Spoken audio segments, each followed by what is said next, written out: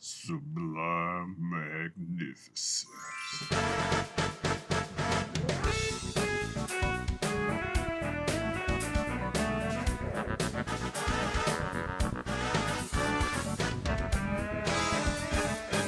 Hey guys, you know who it is, what's going on, when it's happening, where it's at, and why we're here today. How you doing? It is I, the sublimely magnificent Big Ugly himself, Omari Ellis Feo Grande on YouTube, back with another episode that this guy hasn't seen. And as usual, I am joined by my co-host and running mate, one of my best friends in the world, El Director himself, Bill Smith. What's up, Omari? Thanks for having me back. As always, I love being here. I love doing this thing. Yes, sir, and myself as well. So this is a specific little segment of this little club we got going on. That is Bill's movies when he was 12. Yeah. Not even 12. Not even 12. Like 6. Like 6. Also true. Now that I think about it, yeah. So yeah, Bill's movies when he was real young. Mm-hmm. I was so.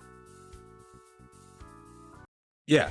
Well, there was almost some issues, but we worked through them. Yeah. Sailed through it fine. Was able to find this, pull it up, and get it rocking. We are going to watch Three Ninjas. Yes. From 1992. Each year, three brothers visit their grandfather for the summer. He is highly skilled in ninjutsu, and for years he has trained the boys in his techniques. It is directed by John Turteltaub. It is written by Kenny Kim, Edward Emmanuel, and it stars Victor Wong, Michael Trenner, Max Elliott Slade, as well as many other folks in this film. Omari, I mean, this is another one of those Bill super niche things. Yeah. I don't know if anybody outside of Taekwondo classes in 1992 to 1995 know of the Three Ninjas' existence. Did you know of its existence? Yes. Uh-huh. I may have even watched long enough time ago to not even remember the whole review. If I did watch it, I may have watched the review of like Nostalgia Critic talking about Three Ninjas. Or he was talking about Surf Ninjas. Or I don't think he was talking about Beverly Hills Ninja. But for me... You haven't seen Surf Ninjas either, right? Correct. For me, and I kind of always got those three confused when they were mentioned colloquially. Just kind of in one big, white ninja movie pile. And the surfing ninjas the three surfing ninjas from Beverly Hills. Yeah, I've seen that movie. Yeah, it's just what it was. So that's part of why I never got around to seeing it. And then by the time I was an adult, too far back in the 90s to be, it would be nostalgic if I watched it back then. But it seemed like one of those things that. And I wasn't there for it. I missed it. Right. As to what I was expecting ninjas. You put it in the title, you better give me some fucking ninjas. I was also expecting them to be about 10 years older than they were.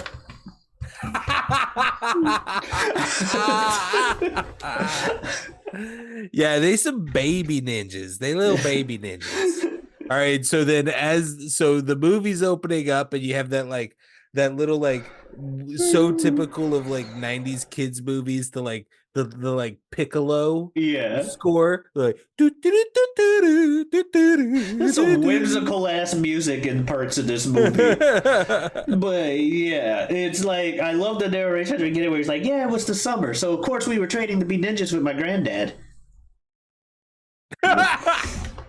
Oh, you guys were already training to be ninjas? Yeah, you see, some kids go to summer camp or something like that. We go to Grandpa's house where he trains us to be ninjas. It's like, all right. And I was like, at least they're learning it from their Japanese granddad, which I think is something that gets overlooked in a lot of these things where we complain about, what are these people doing this thing from another culture?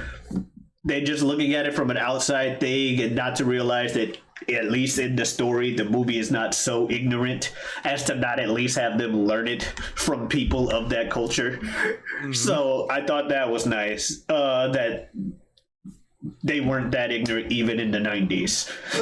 Right. I would say canonically every other person in the films who has a bloodline shared with Grandpa doesn't really look like they do. Oh no, Mom does not look like she's Japanese at all. When she says the line, "That's my Asian side," yeah. I was like, I almost spit take. Yeah, that must be my Asian side. You're what, bitch? Exactly. I'm like, well, I guess you would theoretically have to have one if that's your dad, because they got a Japanese actor to play it, or at least. If he is a white dude, he fucking looks like he's a Japanese actor. No, that is Victor Wong. He is a legendary. Yeah, I'm about to say actor they at least got in Hollywood who is an Asian actor. Yes, I'm about to say Wong does not scream Japanese. No, he's a Chinese American. Yeah. The second you say Wong, I'm like, then he wasn't Japanese. He was Chinese. But no, at least they got an Asian actor to play the Asian man, the one role that really needed to be Asian, because the damn near like 95% of the rest of the ninjas in this movie are white. It just is what it is. And also not doing ninjutsu, they're doing karate. Sometimes variations on like the like American mishmash of karate and dojo taekwondo style. But yeah, it's most of the time like I don't think anybody is doing a single second of ninjutsu in this film.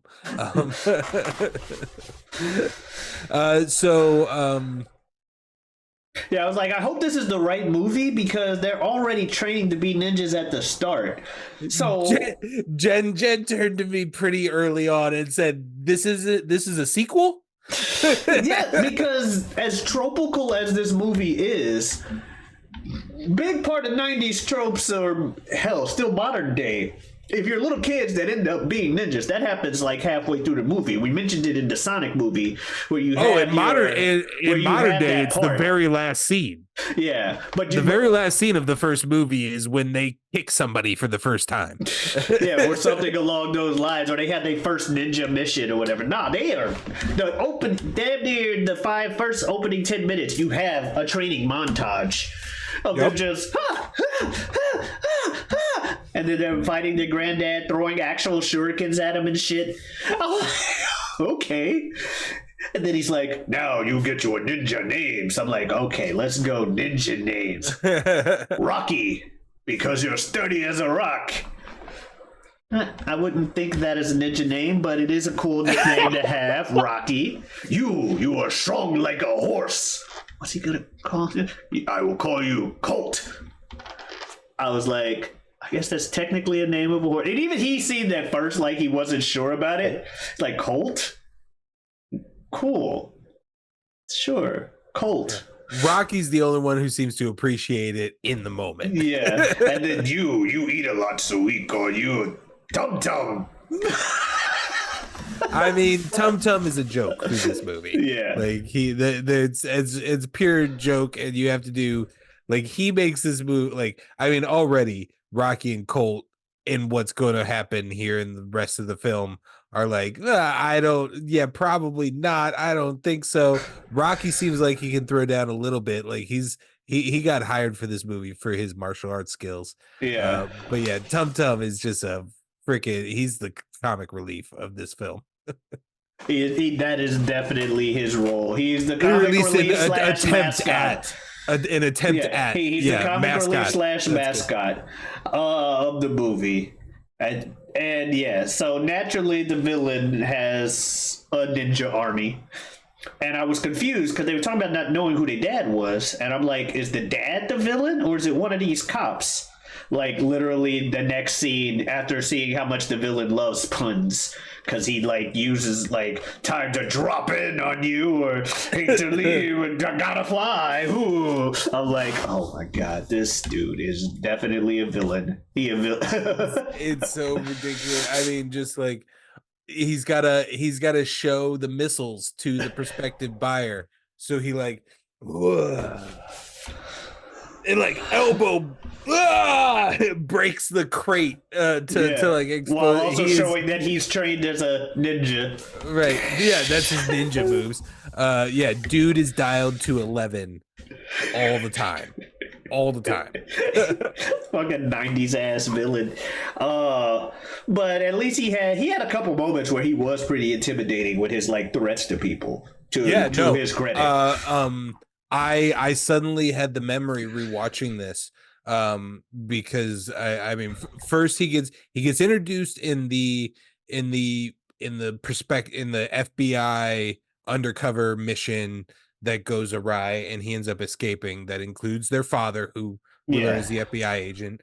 But then the next time we see him is on like one of the kids' last days at Grandpa's house. And he just shows up at Grandpa's house. We come to find out later that they're old friends. He trained, the granddad trained him. Right. But his intimidation moment with Grandpa at the end of that scene legitimately scared me when I was a child. Like legitimately intimidated me to the point where I felt uncomfortable and like the feeling of scared. I can see that. I used to watch this when I was a little child. I can see that. He is dark and intimidating, and like there's no cute fun music during that moment. It's again we're going, which is good because his kids beat the shit out of his ninjas, because the kids beat the shit. Right. Ninjas are just toying with him. Then he brings some seriousness back into it with that scene. That was good. Then they're on the way back to the house. They're singing a version of "On Top of Old Smoky" I've never heard. Oh man, there's a few things. There's a few things that are locked into my brain from this movie. Yeah, and that version of Old Smoky is I'm like, one of them. That's a violent ass version for these little kids to be singing. All covered with blood, I shot my brother. With a 44 stud. Yeah, with a 44 stud. I'm like, okay. That was a version of that song that was going around. Okay. It was always. I remember spaghetti with cheese. It was I shot my blank. It wasn't always teacher, and then the last rhyme wasn't always 44 stud. Gotcha. But like the all covered with blood was like. Yeah, that was like Jingle. That was like Jingle Bells Batman smells. I feel I remember spaghetti all covered with cheese, and the fact that there was a song called "On Top of Old Smoky." But that's all I really knew. The next line in my head will always, regardless if I was singing Smokey or something like that. Wholesome. On top of it's such a wholesome. It's such a wholesome version. I lost my poor meatball when somebody sneezed. That was a thing. But yeah, so I thought that was funny, just the kids singing this version of the song I hadn't known. But yeah, their dad doesn't like them training as ninjas because your fucking Japanese granddad teaching his fucking culture to my kids. I think it's literally just that their dad is like a paranoid person and just doesn't want them doing martial arts. And he thinks it'll get them hurt. Like, there's and he probably knows the connection of the granddad to the villain that he's chasing. Right, but I think that's I think in an adult, like that's what I always used to attach it to as a kid, because that's what the kids are thinking towards the back half of the movie. But I think viewing this as an adult, I think he recognizes like, oh yeah, it's just a dude that you used to teach, Yeah. and he's a fucking psycho now. Oh yeah, by the end of the movie, I definitely got that vibe from him. But he just gets the I think until he gets exposed to the magics on the front lawn of him like disappearing and shit, and the whistle happening. I think he just thinks he's just like a kooky old man that's gonna get his sons hurt. Yeah. By like jumping around in the trees out in the woods. Ninja names. What? I told y'all not to learn ninja. Right, and that's fucking annoying. Like as a dad, that would be fucking annoying. Of like you just pull up and like your sons are just like, no, my name's Colt now, and my name's Rocky, and my name's Tum Tum. Oh, what, you guys like give yourselves playground names or something? It's like, no, Grandpa gave us new names. Yeah, just new names. They're ninja names. What? And we're gonna go by them for the next 4 films. You don't get to call us the name that you chose when we were born. Yeah, that's our names now. When we say new names, we mean it. You know, we get introduced to Rocky's love interest. The rest Emily. of the people in this film for the rest of this movie are gonna call us these names.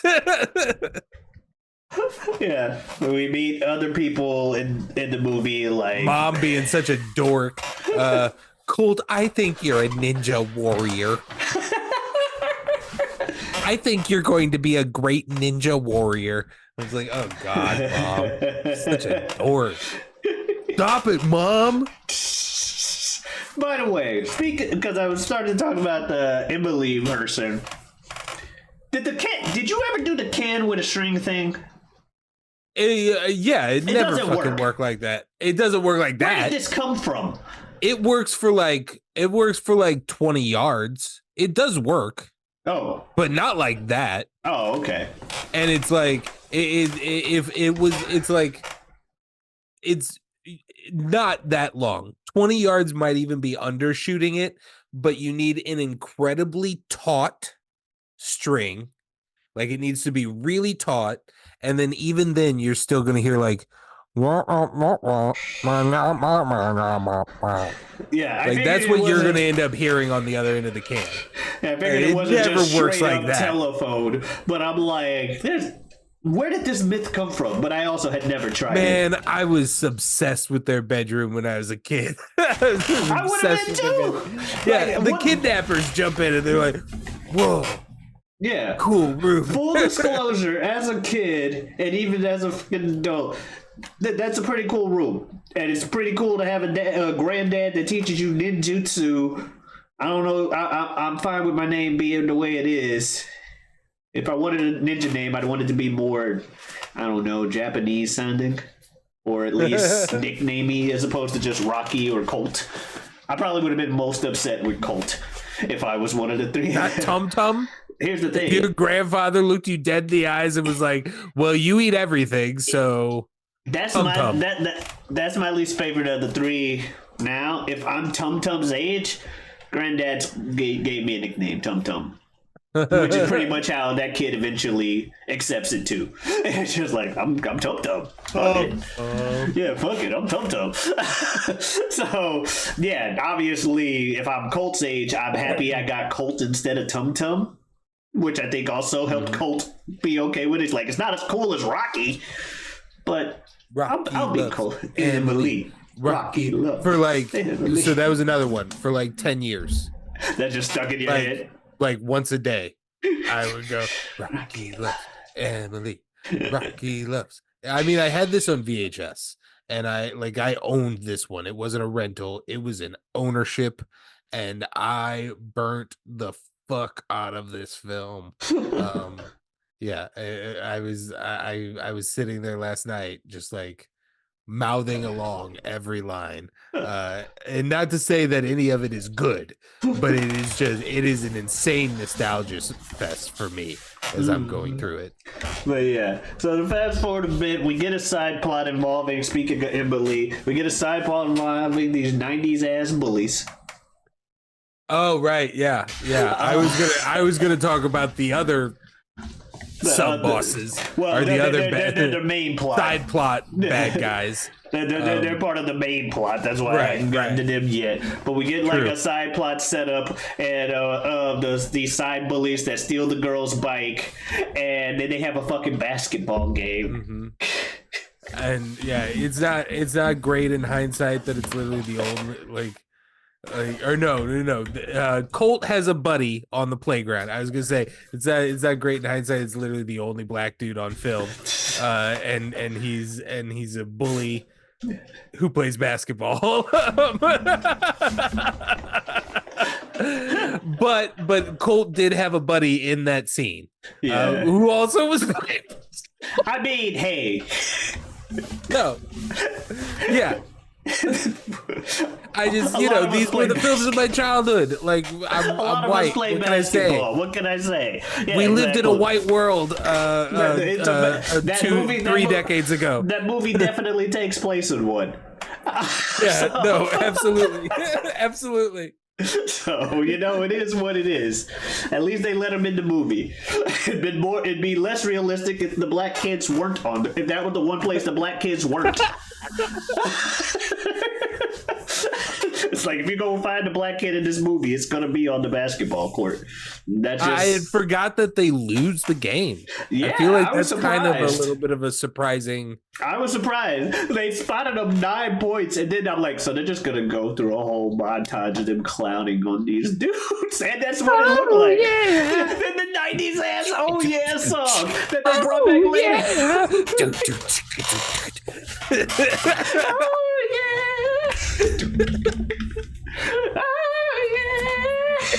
I'm like, this '90s ass "Oh Yeah" song.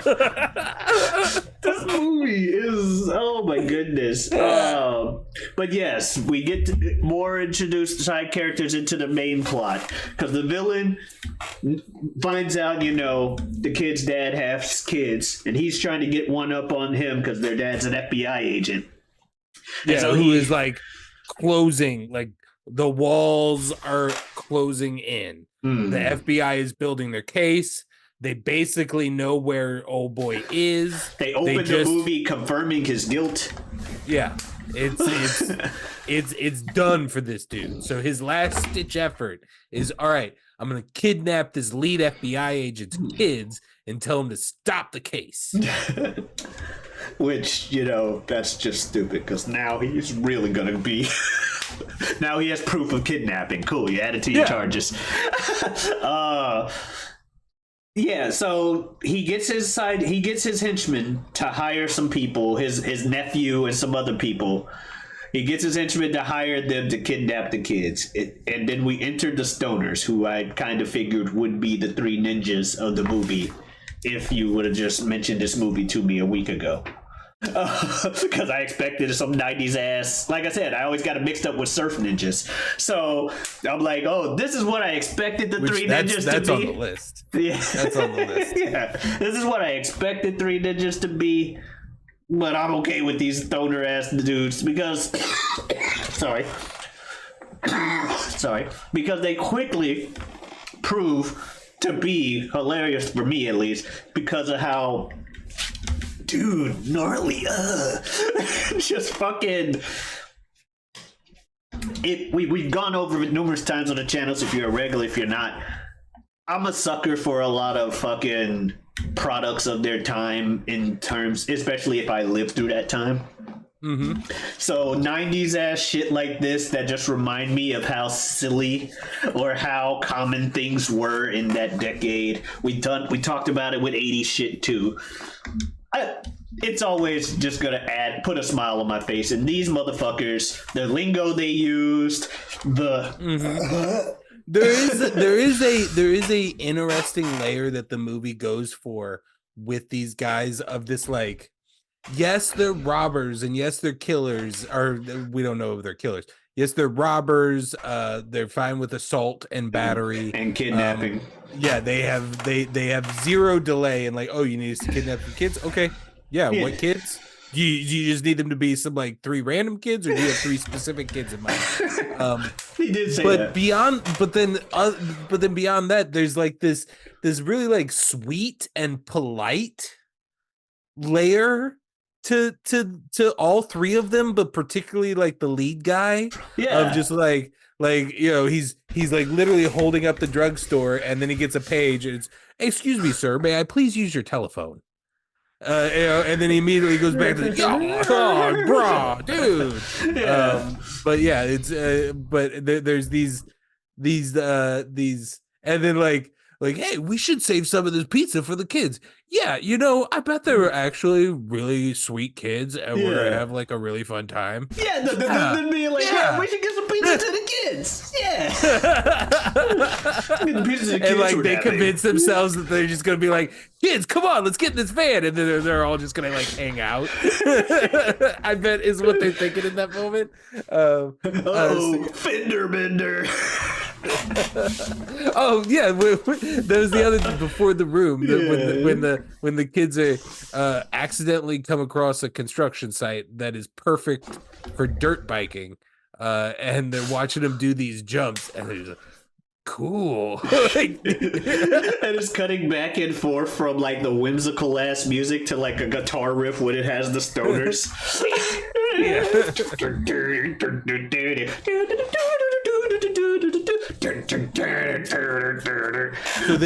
So then it basically like turns into Home Alone. Yeah, it basically becomes Home Alone for about 30 minutes. And these kids are whooping these dudes' ass and being, let's myrtleize them. Fucking tum-tum. These are some violent tendency ass kids. There's a point where they're both choking, like they cut to 2 of these motherfuckers being choked, and if the kids wanted to, they're choked to death. No, yeah, it was one guy with the pliers, and then the other, like the first, it was Colt had his scene in the dark white room, and all camouflaged out, and that was mostly just kind of toying, and stalling playing around, and then like Tum Tum had his different slippery devices and practical jokes on the way down to the first floor. Rocky just straight up whooped that dude's ass. Like there was no games. He walked into mom and dad's bedroom and Rocky just beat his ass. Rocky was serious business. He was the oldest brother, and he was there to show you. Like I said, I gotta agree with you. He was the one that was hired for like, okay, no, you can actually do some shit. Yeah. Yeah. Well, yeah, he wasn't hired. Well, I mean, come on now. Credit these to, kids. I think Colt. Now, I was kind of surprised that Colt didn't move on to future, to more acting work a lot. Did Rocky? Because he looked familiar. He looked the most familiar. Now, see, of the Colt three. looked the most familiar to me, but I believe neither one of them really went on to do much. Okay. Yeah. But yeah, Rocky beat the fuck out of that dude and then started choking him with a tie. Colt was still toying around with people downstairs, but eventually grabbed some pliers and was choking another dude. Meanwhile, what's his name's making concoctions in the kitchens and stuff. And then they finish phase 1 after throwing like pepper bombs into people's faces. And then they're like, okay, phase 2. Wait, before that, let's put a laxative in the Coke. Another thing that I would repeat for years of my life, to the point where I didn't even remember where it came from. Oh, one it of was those. just a thing that was in my life where every once in a while, like 4 times a year, I go, it tastes good. It's like me with shit from Tales from the Hood that I didn't realize until we rewatched it. Like, oh shit, that's where that came from. Yeah, that was a reoccurring, like just that one line from Tum Tum. Like, it tastes good. The way he hits the good on it. Yeah, that was in my life forever.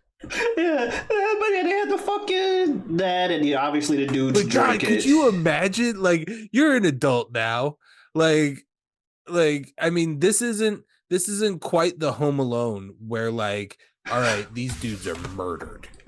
You murdered these dudes. Yeah, This is, but like, man, like, you're not having a good time. right, like, man, it is the perfect concoction of, all right, I don't want to fight you no more. Yeah, Like, you're not broken, you're not gonna go to the hospital, but you're like, What all are we right, doing? I'm done. Yeah. I'm done. No more.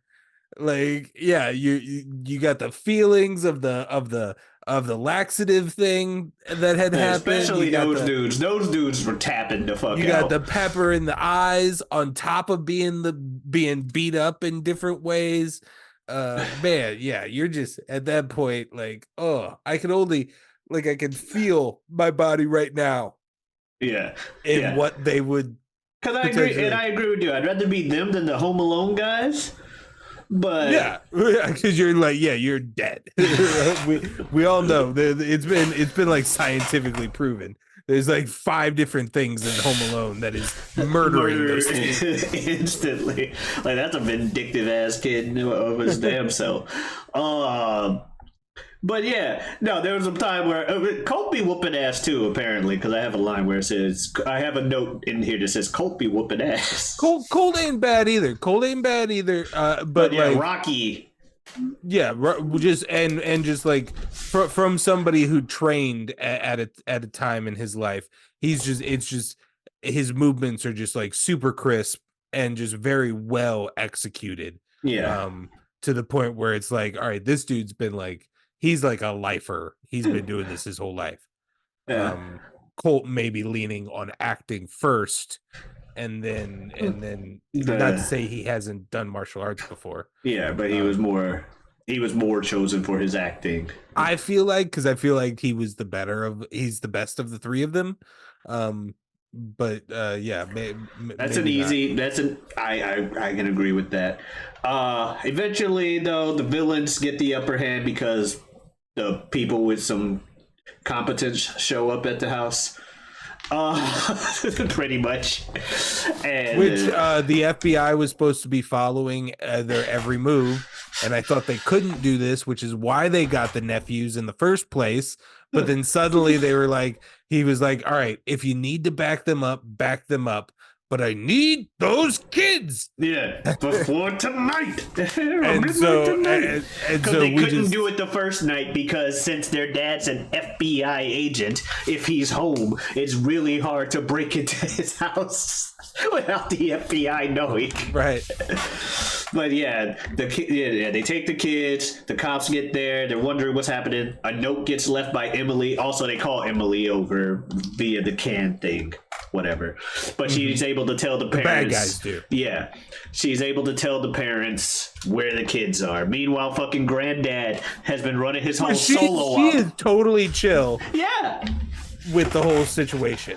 Like, she had her moment where she threw a couple of punches at the lead of the trio bad guys, and it's just like, no sweat. Pose. Like, you had 3 guns to your head a moment ago. Nerves You're of steel. cool? Nerves of steel. Right. Just whatever. Like, you just walked over thinking you were going to get a little bit of Rocky action and got 3 guns from weird old strangers shoved in your face, and you were in a headlock. Not 30 seconds ago. It's like, no sweat. Damn, bitch. All right. And then, yeah, just not even like PTSD afterwards, just calmly walks through the cops, just, excuse me. Here you go. I know where your kids are. And then runs off. Somebody stop her. She's our witness. She's the only witness. Aside from like the fucking babysitter. Oh yeah, I guess the babysitter's there somewhere. Who is traumatized. Yeah. Like she should be. But yeah, meanwhile, Granddad's been running his whole solo op the movie. Early on, he's like trailing Snyder, and then he shows up at the house like just sneaking up with the fucking sword. I'm like, okay, Granddad, pull it up with the sword. I will get the grandsons. So he shows up in the front lawn in a silk ninja outfit. a gorgeous silk ninja gi. Yes.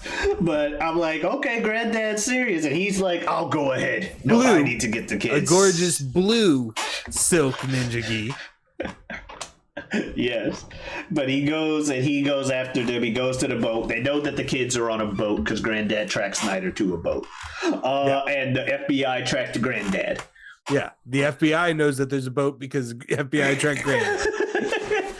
So they get it. Meanwhile, the kids don't really seem like they're not even going to need Granddad to show up because they practically break out of jail with ease. And again, seriously, these kids be whooping ass. They're just beating everybody's ass. And then there comes a point where I get excited because speaking of tropes, there's that one dude, that shows up. He's got the paint on his face with the kanji, licking the sword. I'm like, oh shit, we got to do it. Paint on his face and kanji. Okay, we got the threat. Nope, bodied instantly. Oh, yeah. I wanted him. Instead, it's more of like an Indiana Jones kind of deal. Yeah, he's doing all the shit and to shoot him in the face. Yeah. I was like, damn it, I wanted him to be a mini boss on some Mad Dog shit. I was like, no, you're gonna have a fight before the final boss, and it's me. And I was like, meanwhile, instead, Rocky more or less killed this dude. If the kids killed one dude, Home Alone it's this motherfucker where Rocky cut off all his clothes by swinging the sword like 9 times. Oh no, that was Colt. To Colt's credit, Colt. Yeah, that was. I mean, he was just cutting up the clothes, right? Sure. That's how skilled he is. Yeah. He's just able to slice up his clothes, and then the guy is knocked out via embarrassment of nudity. Because that's the trope in these films is like if a man's boxers are exposed, that's like the worst crime possible. They're shut down. Yeah, but it was just funny. I'm like, okay, realistically, yeah, that dude's dead, but I get it for the movie. Sure, you're skilled enough to only cut his clothes. Just whoop, whoop, whoop, whoop, whoop, whoop. But I'm like, no, you're swinging that sword like that, he's fucking dead. No, yeah, for sure. However, eventually, while they're leading, they find Granddad, clear up the confusion there, and then they come across the actual mini boss, this big dude. And at first he seems like he's going to be like a hard thing. Then the Granddad reminds them of their training earlier where he's like, these are the 3 strikes you need to do. If you hit it, the eyes on the dummy lights up. So he yells at them, you remember your training, light up the eyes. Let's light up the eyes, boys. Professor Toru Tanaka. How about the name? That's the Professor Toru Tanaka, yeah. Nice. That is a big dude. Yeah, now he's Japanese. What a name like that. But yeah, he loses eventually because the kids light him up. They start. They're like, oh yeah, just light him up like the dummy. Famous Japanese wrestler. Okay. I was wondering. I was like, that's a wrestling name, isn't it? And yeah, Professor Toru Tanaka. I'm like, that is definitely a Japanese name, and yeah, Japanese wrestler. I can see that. So yeah, they beat him. By lighting up the eyes. Yeah. Eventually, though, they get surrounded by everybody. Right. I mean, the whole fight, you can see all of the ninjas have like stood back up from getting beat up by 3 kids a minute ago, and are all just standing there. So yeah, we know it's coming. Yeah. And so they get surrounded. Snyder's like, I'm gonna fight the Granddad. Granddad's like, damn it, I told y'all to do this earlier. You didn't listen, but listen to me now. It's me versus him. Don't help. A ninja only fights battles he knows he can win. Type shit. And so they have the fight. it looks like Granddad's going to lose and then the kids are gonna have to fight. But I also noticed that when the dude mentioned the conditions, he's like, "What happens if I win? The kids can go free." I'm like, he said the kids can go free. He didn't say you could go free if you win. Wait a minute. Wait a minute. But no, Grandpa does eventually win because villain gets the upper hand, thinks he's won, and Granddad's like, not yet. And he's like, so much for only fights you think you can win. And Granddad's like, I got some jelly beans from Tum Tum, motherfucker. Shoves them down his throat. And then beats him. And, he gets arrested. Everybody's happy. The kids, they do their, like, 4 ropes unbroken thing to call back to earlier in the movie. So that was nice. Then we get near the ending. Rocky's trying to shoot some more game at Emily. She's been complaining about him being a show-off all movie. And then the bullies show up. I'm like, oh, we're actually wrapping up the bully storyline. That thing. And yeah, she finally tells him it's okay to show off, and he beats the shit out of the bullies and they run away. And then we get that Power of the Kids song. Power of the kids, power of the kids. Oh yeah. Like my note is like also this 90s ass oh yeah song, not the rap song at the end. Lamau, power of the kids, kid power. Like not the rap song too. Oh my goodness, just maximum. Hey kids, this is the 90s. So if I can tell you, if I watched this as a kid, I definitely would have liked the movie. 100%. And I understand why it became a franchise. I didn't know it was a franchise of 3 or 4 movies. But I can understand why, because kids that powerful within their own canon, and they pretty much were that way the whole fucking movie? Uh-huh. Yeah. But they still protect them to an extent. In all 4 films, I read an interesting factoid. In all 4 of the 3 Ninjas films, the 3 titular ninjas never face the big boss. There's always someone there in the film supporting them, and they're going to take care of. They're always going to get as high as a semi-boss. And then obviously henchmen. Yeah. All day. But yeah, still as a kid, they're beating up grown-ups. And they're kids. It's Home Alone, but he's running hands with folks. and so yeah, that was it. Oh, shit, was there something else that happened in the movie that we didn't mention? I thought it was funny when their mom tried to talk to them when they were sleeping at night, or she was about to go out and she's putting on her earrings or something, and they're like, okay mom, bye. She's like, okay, bye. And as she closes the door, the earring falls off. And they kept the shot like she's closing the door, the earring just falls off and it lands on her shoulder. I'm like, lol. I find it very interesting. All right. That so we have this one, obviously the original in the series that has Michael Trainer as Rocky, Max Elliott Slade as Colt. Why didn't he go on to do anything? That's a fucking name. And then Chad Power as Tum Tum. Okay, Chad. All right. And then we have the second in the 3 Ninjas franchise called 3 Ninjas Kick Back, where the only returning member is Michael Elliott Slade, Colt. Really? We have a new actor for Rocky, and we have a new actor for Tum Tum. This film came out in 1994. The third of the 3 Ninjas series came out just 1 year later in 1995, where the only returning member is Charles Napier, Rocky. So Rocky and Colt were in the originals. Colt does movie number 2 and they recast everybody else, and then Rocky does movie number 3 and they recast everybody else. Wait, I thought you said, and they do I those thought you said like movies Max Trainer back. was the Rocky from the first movie. Right. Yeah, that's what I'm saying. But you said So Napier was the third movie, Rocky. oh, I'm sorry.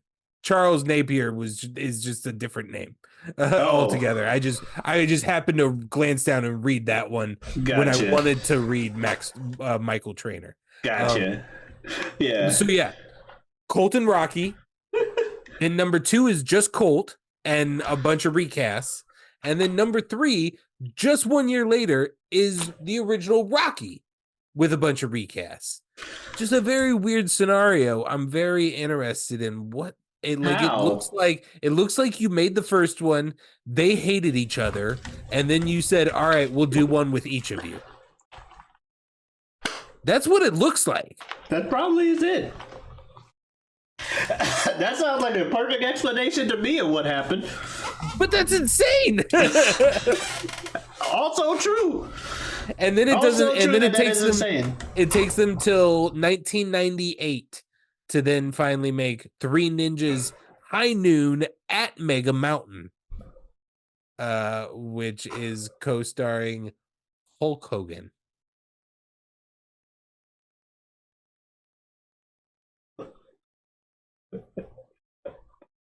Let me tell you something about ninjas, brother.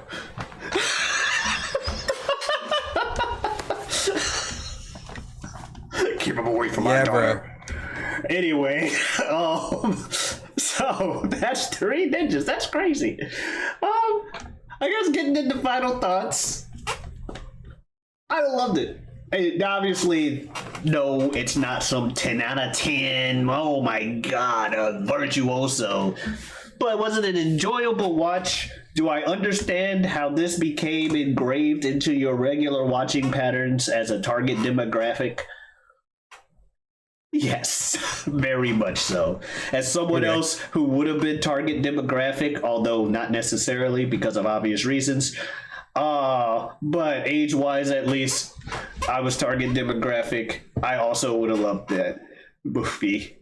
And it was a great nostalgia trip. Was the acting the best? No. was some of the karate kind of like whatever? Yeah. But it's just a good time. The stoners were good for a laugh.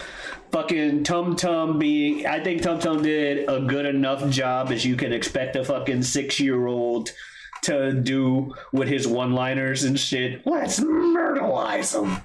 I love how violent the kids are at heart and that we're perfectly fine with this. Yeah, which apparently was another tropical thing in the 90s. Kids is just evil as shit, but it's okay because they're kids and you don't see the blood. Oh yeah, dude gets shot. Not like, no blood, just, knee. I'm shot now. Well, I'm defeated. Yep. Have you seen House Arrest? No. This is another one of that era. Have you seen House Party? Yeah. Okay. There you go, folks. A peek behind the curtain of this guy hasn't seen.